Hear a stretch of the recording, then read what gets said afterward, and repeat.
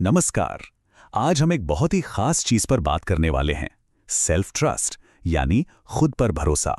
ये वो super power है जो हम सबके अंदर होती है, और इसे समझने के लिए हम एक गाइड का इस्तेमाल करेंगे जिसका नाम है द कॉन्फिडेंस कंपास। अच्छा, कभी ऐसा होता है कि कोई बातचीत कब की खत्म हो गई, लेकिन हमारे दिमाग में वो घंटों तक या कभी-कभी दिनों तक चलती रहती है। हम सोचते रहते हैं कि काश ऐसा कह दिया होता या वैसा नहीं कहना चाहिए था। या फिर जब हमें पता होता है कि हम बिल्कुल सही हैं, फिर भी अपनी आवाज़ थोड़ी धीमी कर लेते हैं, शायद इसलिए कि सामने वाले को बुरा न लग जाए। और ये वाला तो बहुत कॉमन है। जब हम किसी जायज़ काम के लिए न कहते हैं तो उसके बाद एक गिल्ट, एक अपराध बोध महसूस होने लगता है। होता है ऐसा? अगर इन सवालों में अपनी झलक दिखाई दी है तो ये कोई विनम्रता या शर्मीलापन नहीं है, ये एक सेल्फ ट्रस्ट की समस्या है। और हैरानी की बात यह है कि अक्सर सबसे काबिल और मेहनती लोग ही इससे सबसे ज्यादा जूझते हैं। हम में से कई लोगों ने इम्पोस्टर सिंड्रोम का नाम तो सुना ही होगा, लेकिन आज हम जानेंगे कि ये सिर्फ अपनी काबिलियत पर शक करना नहीं है। इसके पीछे की असली वजह कुछ और ही है। देखिए, इम्पोस्टर सिंड्रोम का जो मिथ है वो ये है कि हमें अपनी काबिलियत पर शक होता है, पर असलियत कुछ और है। सच्चाई ये है कि हमारा लीडरशिप रोल हमारे पुराने सेफ्टी रूल से आगे निकल चुका है। मतलब करियर की शुरुआत में दूसरों को खुश रखना, उनकी हाँ में हाँ मिलाना जरूरी लगता है, लेकिन जब हम लीडर बनते हैं तो हमें कड़े फैसले लेने पड़ते हैं जो शायद सबको पसंद ना आए। और जैसे ही हम अपनी बात रखने की कोशिश करते हैं, हमारे दिमाग में ना 3 तरह के अलार्म बजने लगते हैं। पहला है आइडेंटिटी का खतरा। अरे, अगर मैंने मना कर दिया तो लोग मुझे मतलबी समझेंगे। दूसरा है अपनेपन का खतरा, क्या लोग मुझे पसंद करना बंद कर देंगे। और तीसरा है हमारे खुद के बनाए हुए परफॉर्मेंस रूल्स कि एक अच्छा लीडर तो भाई सबको खुश रखता है। तो इम्पोस्टर सिंड्रोम की एक नई और बेहतर परिभाषा यह है, यह खुद पर शक करना नहीं है, बल्कि यह खुद पर उस वक्त भरोसा करने का डर है जब दूसरे लोग हमसे सहमत ना हो। इस एक लाइन को समझना ही बदलाव की तरफ हमारा पहला कदम है। अब इस मुश्किल रास्ते पर हमारा मार्गदर्शन करने के लिए एक गाइड हैं, सोहेल अहमद। वो सिर्फ एक एक्सपर्ट नहीं है, बल्कि एक ऐसे इंसान हैं जिन्होंने इन चुनौतियों को खुद जिया है और उनसे सीखा है। सोहेल की कहानी सच में बहुत प्रेरणा देती है। अपने पिता को खोने के दर्द से लेके कॉल सेंटर में काम करने तक उन्होंने हर मुश्किल को अपनी ताकत में बदल दिया। आज वो एक लिंक्डइन टॉप वॉइस हैं और उनका मिशन 1 अरब लोगों की जिंदगी में बदलाव लाना है। उनकी सीख किताबों से नहीं, बल्कि जिंदगी के असल तजुर्बों से आती है। उनका एक बहुत ही दमदार कोट है, जो अदृश्य पर काम कर सकते हैं वे असंभव को भी संभव बना सकते हैं। मतलब असली बदलाव और असली ताकत हमारे अंदर ही छिपी है।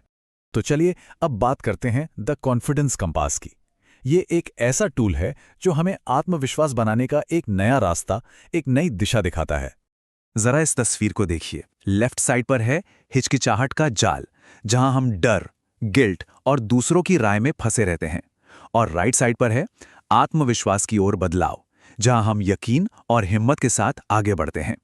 हमारा मकसद इस जाल से निकलकर राइट साइड की तरफ जाना है। इस बदलाव के लिए ये कॉन्फिडेंस कंपास हमें 7 दिशाएं दिखाता है।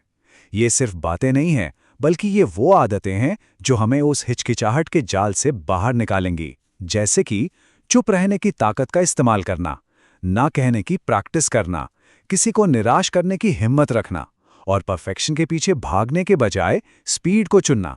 ये कुछ सिद्धांत हैं जिन्हें हम अब एक्शन में बदलेंगे। तो सवाल यह है कि ये बदलाव आएगा कैसे? जवाब छिपा है एक बहुत ही आसान लेकिन पावरफुल 7 दिन के प्लान में, द सेल्फ ट्रस्ट रीसेट। और इसका सीधा साधा मंत्र है 7 दिन। कोई थियरी नहीं, सिर्फ एक्शन, सिर्फ व्यवहार।